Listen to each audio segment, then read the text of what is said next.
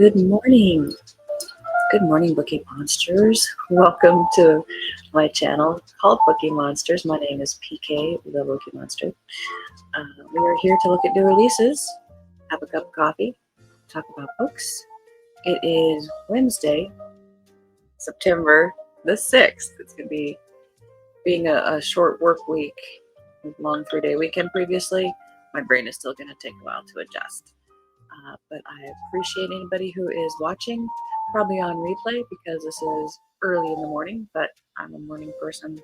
This is the time I have to do it. So let's jump in. I can show you first what I'm reading right now. Let's mute that. I'm going over to my Goodreads page. I started Payback in Death last night. By J.D. Robb, number 57 in series. She does 2 a year. I've been reading them every year since they first came out in 1995. So I am up to date. My mom is reading the Kindle version. I'm reading the paperback version, the hardcover version. I'm also still in the middle of Murder at the Royal Botanic Gardens by Andrea Penrose. That is a historical mystery. And I'm listening to City Spies by James Ponti for Spy vs. Spy September. Didn't get a chance to listen to it yesterday. Maybe I'll get a chance at work to listen to it today. So we will see how that goes. And I finished last night Falling in Love by Erin Branscombe. I gave it 3 stars. It was a sweet little romance, very Hallmark-ish. Had all the tropes from that.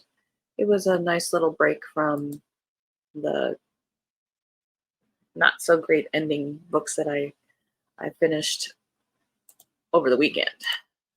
So it was just a nice little break there. Good morning, Deborah. Hi, Jana. Good morning. I have my coffee and I am ready. I really enjoyed City Spies. Awesome. Did you do the audiobook or the book? I'm doing the audiobook and the reader. I have a hard time with audiobooks. I love audiobooks, but the voice has to be like perfection to me. There has to be a certain tone, the way they read it. And City Spies does it well. She does the accents a little bit too. It's not overwhelming, but does a good job doing that too. Okay, we are looking at the fantasy, sci-fi, and then some more cozies for what's coming out this week, according to Book Riot on this channel, on this website. First one here, Martha Wells. If you've not read her Murderbot series, oh, you got to try it. I read the first one, my first one last year when I was trying to boost up my numbers. I don't have that problem this year, but the Murderbot books are novella length and they are so good. But this is her fantasy series.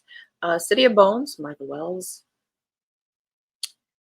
There was Kat, Sagai, and Ellen. We're hoping these are being pronounced right. And a city risen out of death and decay. The city of Cherisat, a tiered monolith of the ancients' design, sits on the edge of the vast desert known as the Waste. Kat, a member of a humanoid race created by the ancients to survive in the Waste, and Sagai, his human partner, are relic dealers working in the bottom tiers of society, trying to stay one step ahead of the trade inspectors. When Kat is hired by the all-powerful warders to find relics believed to be part of one of the ancients' arcane engines, he and his party begin unraveling the mysteries of an age-old technology. This they expected. They soon find themselves at the last line of defense between the suffering masses of Cherisat and a fanatical cult bent on unleashing an evil upon the city with an undying thirst for bone. That they did not expect.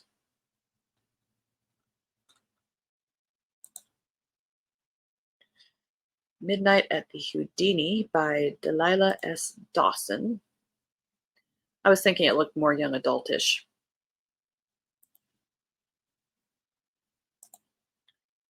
I read the book, I read all the books of the series, I really enjoyed them all.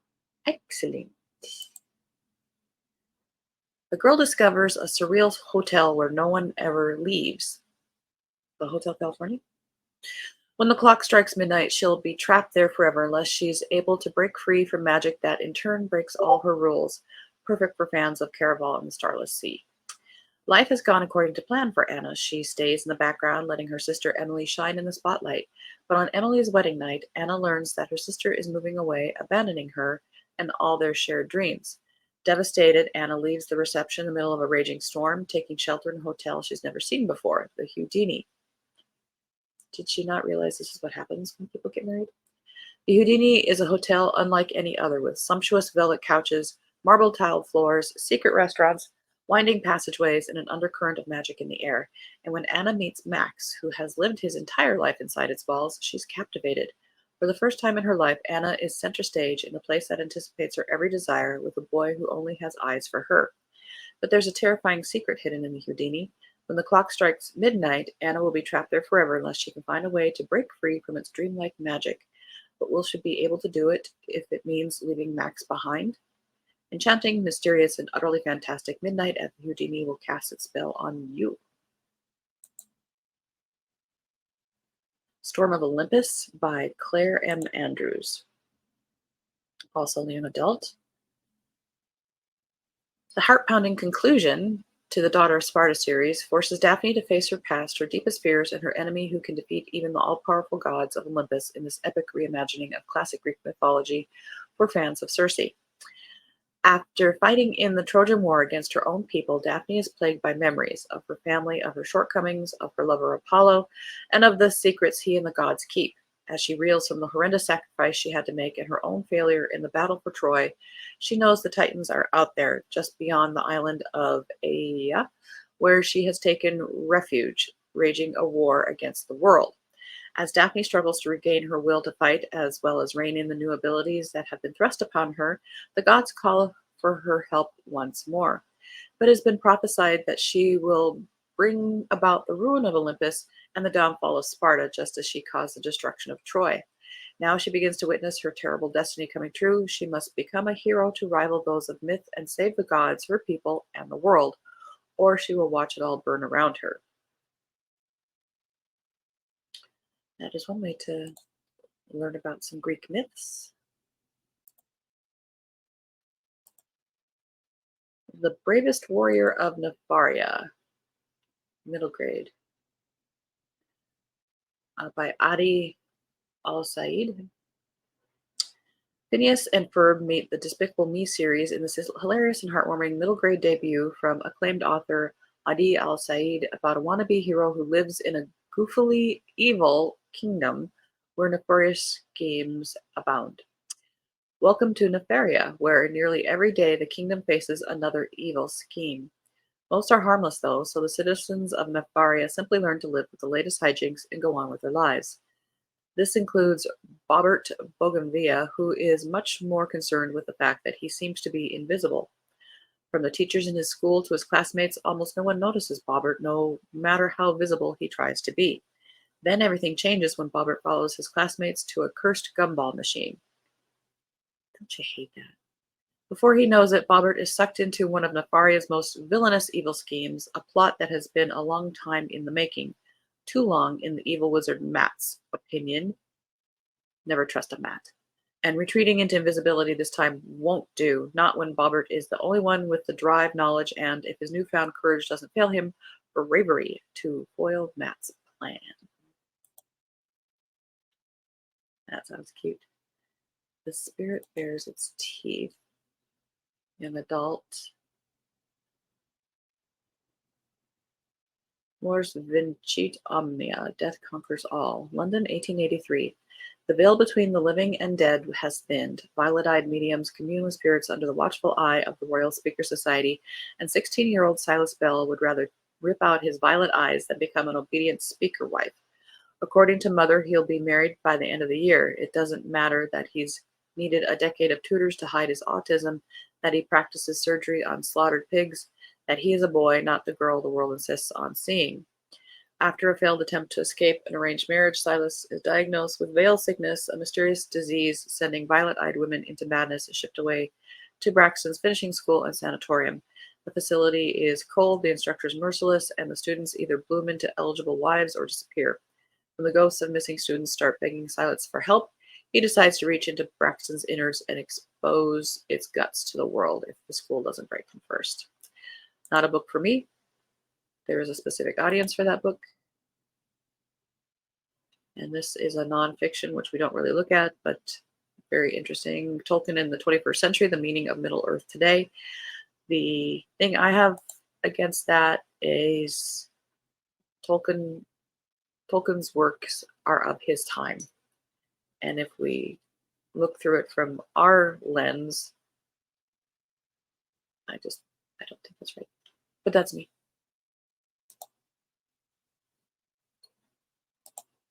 Just my opinion. What do I know?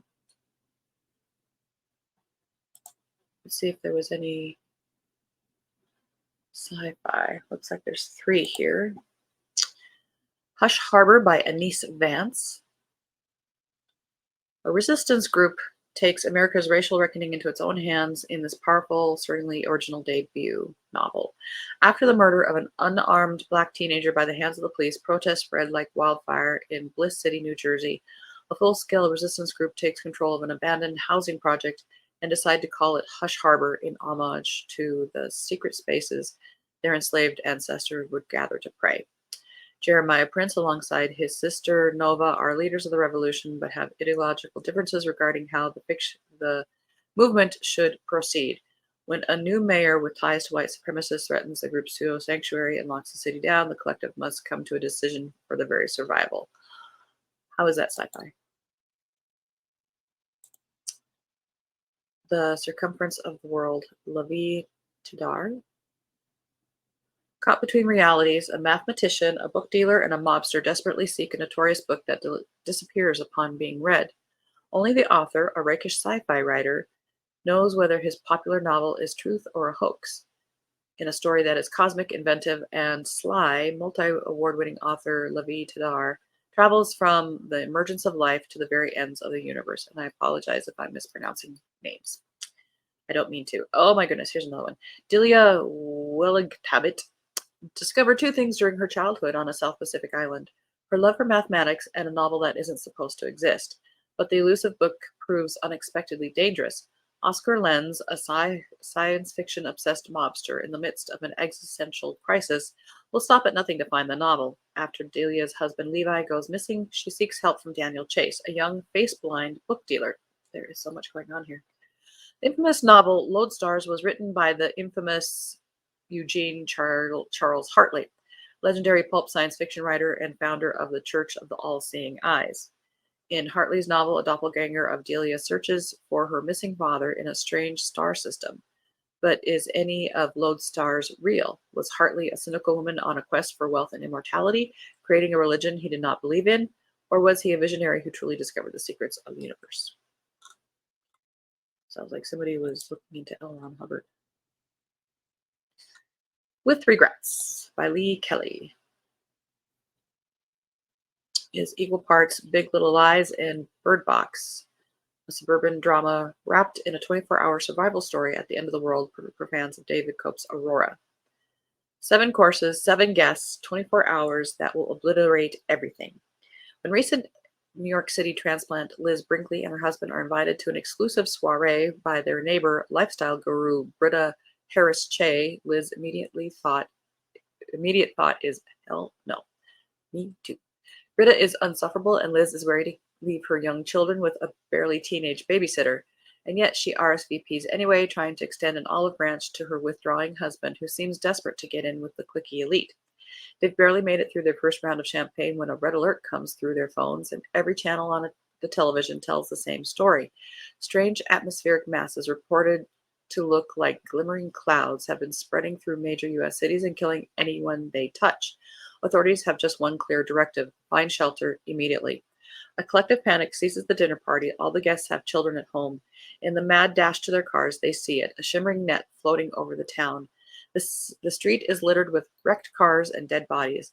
Leaving now is not an option. Instead, the group launches into survival mode, grabbing supplies to take shelter in the host wine cellar. But everyone has very different opinions about the best plan from there. Liz becomes increasingly willing to do anything it takes to get back to her children. As the glimmering clouds continue to kill anyone who steps outside, the tensions and suspicions among the party guests near a boiling point. But she begins to realize that there may be others in that cellar even more desperate than she is. That does not sound like sci-fi to me either. That sounds like horror. I think they're confused about the definition of science fiction, which is sad.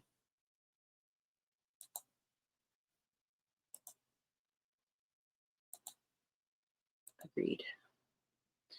Yeah. And it's sad that science fiction is becoming something other than what it used to be. That's just my opinion. Coffee's required. Just a minute. And I'm thinking I might not wear these earrings today. They are clinking every time I move my head. That could get irritating today. All right.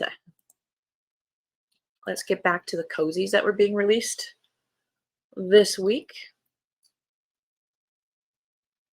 Let me close a tab. Whoa, here. Okay, sorry. My screen went black for a split second there. Hope that didn't happen to you guys. Okay. What Tangled Webs? Did we look at this one? No. It's a Kindle Unlimited by Emily Clare, fourth in series. When a traveling waxworks exhibition sets up, see right there, boom, creepy, sets up shop at a local inn, Justina Audley, a beautiful widow resigned to a life of quiet monotony, is drawn into a dangerous web of murder and deceit.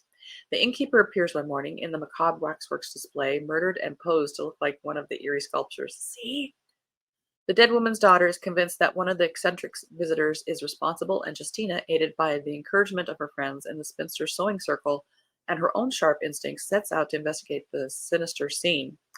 As Justina delves deeper into the case, a tangle of suspects confronts her, including the waxworks' talented creator, the resentful laborer with a dangerous secret, and the blackguard who follows the exhibition and refuses to leave the sculptor alone.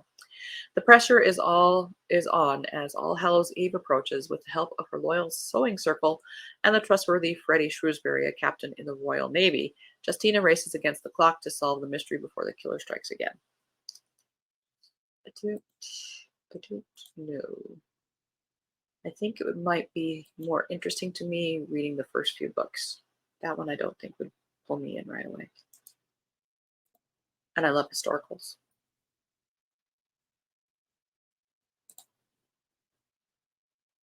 All right. Music and Murder, Book 2, in Oak Park Village Mystery by Jean Dams.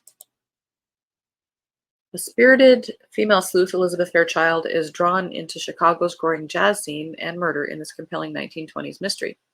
July 1926, when Elizabeth Fairchild's beau, Fred Wilkins, suggests going to Chicago's Sunset Club to see Louis Armstrong, the world's best trumpeter in action, she faces a dilemma.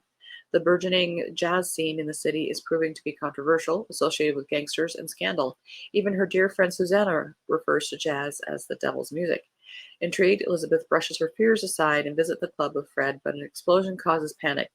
The KKK are intent on blowing up the club as part of a race war being waged in the city, and murder soon follows. Elizabeth has made herself a target, but she has a plan to save the club.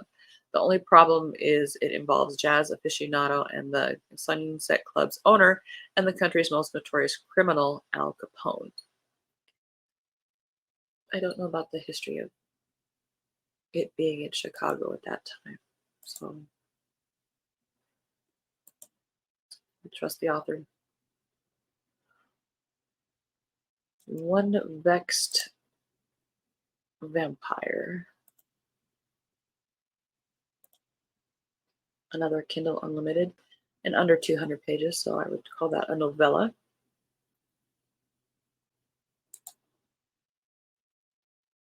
Just when I thought I was getting my psychic mojo back, a vampire has to stroll into town. Ugh, vampires. Well, it's in the title. There is no such thing as vampires. Ghosts, of course. Vampires, please. Unfortunately, Mortimer Drake didn't get the memo. The long-lost love of Hazel Ripe, one of Arcania Press's authors, stumbles out of the Maine woods claiming he's been hunted by a vampire. He disappeared 50 years ago and has been living as a hermit until he became the prey of a bloodthirsty man with fangs. The non existence of vampires is something my skeptical editor, Gideon Tate, and I can agree on. However, my sixth sense informs me loud and clear that something dark is chasing the old hermit. Gideon thinks my gift is on the fritz until Mortimer's body turns up, bloodless, in an old cemetery. Then dead chickens begin to turn up in Mirror Falls, and suspicion falls on Sweet Hazel Wright. If it wasn't for the belladonna growing in her garden or the fact that she's an expert in bloodletting, she might have a chance of clearing her name. For once, Gideon is forced to think outside the box and accept my help. Naturally, with my ESP, I'm confident I'll have the job done by sunset, or 192 pages, whichever comes first. Of Moms and Monsters. We're definitely getting that Halloween vibe here. By Lily Harper, fourth in a Return to Magic Cozy Mystery by Lily Harper Hart. Maddie Graves Winters is looking forward to a week of relaxation with her best friends. She had no idea a camping trip would be so stressful, however. She's not been camping. She might have been picturing s'mores and ghost stories around the campfire, but the world has other plans. Having her best friends Ivy Morgan Harker, why is everybody hyphenated? Harper Harlow Monroe and Rowan Gray Davenport, as well as their husbands and children, around for a full week is her idea of bliss. There's just one little problem. Maddie doesn't consider herself a suspicious person by nature, but when one of the college-aged girls at a nearby campsite goes missing and nobody seems to care, she's intrigued. Then when a mother at a different campsite also appears to have disappeared in the middle of the night, she's officially on the case. Maddie and her friends can't seem to help themselves from investigating. Their husbands are another story. They're convinced the women are making things up in their heads. Who will turn out to be right? And if it's the women, what happens when they draw a potential killer's attention to their campsite? The group is strongest when they are together. This trip might be the death of one of them. All right. Well, we ran out of time again. We'll be starting up there on the morrow.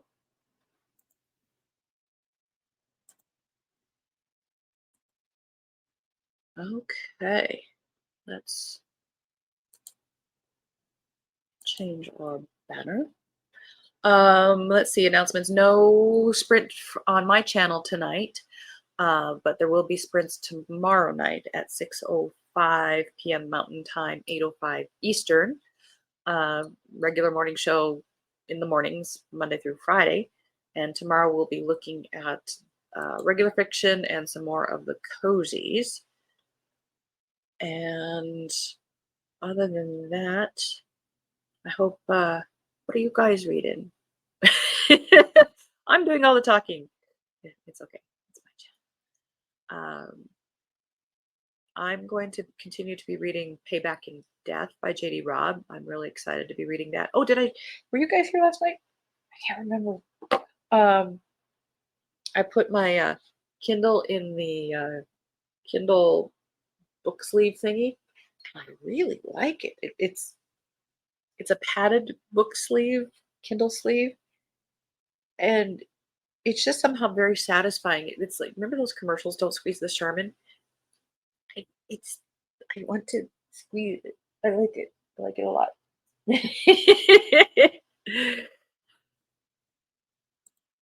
And I'm reading The Wayward Prince by Leonard Goldberg. Awesome.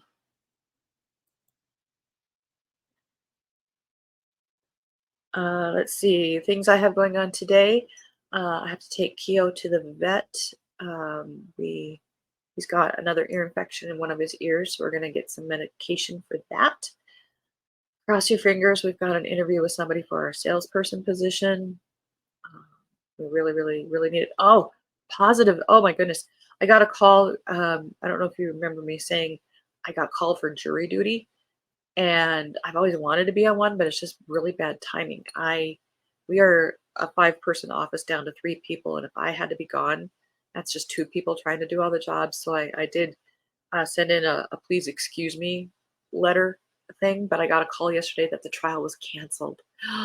Oh, I'm so relieved because that was going to be kind of a difficult thing if they weren't going to let me go. All righty. Well, I hope you guys have a wonderful Wednesday.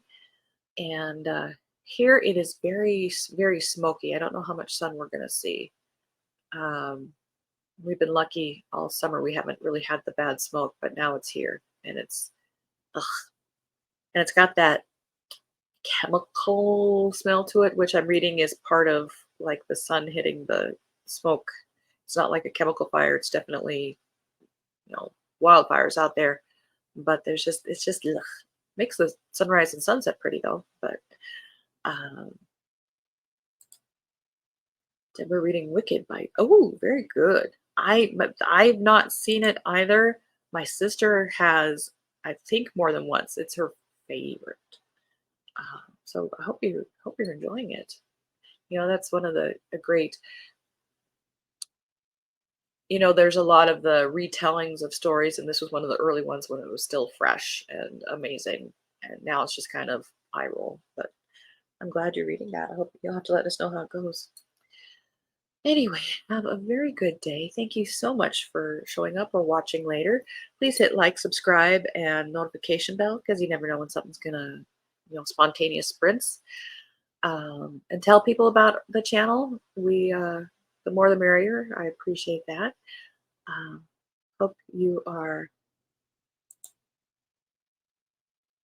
reading good things. Remember, you don't get good person points if you're reading something you're not enjoying.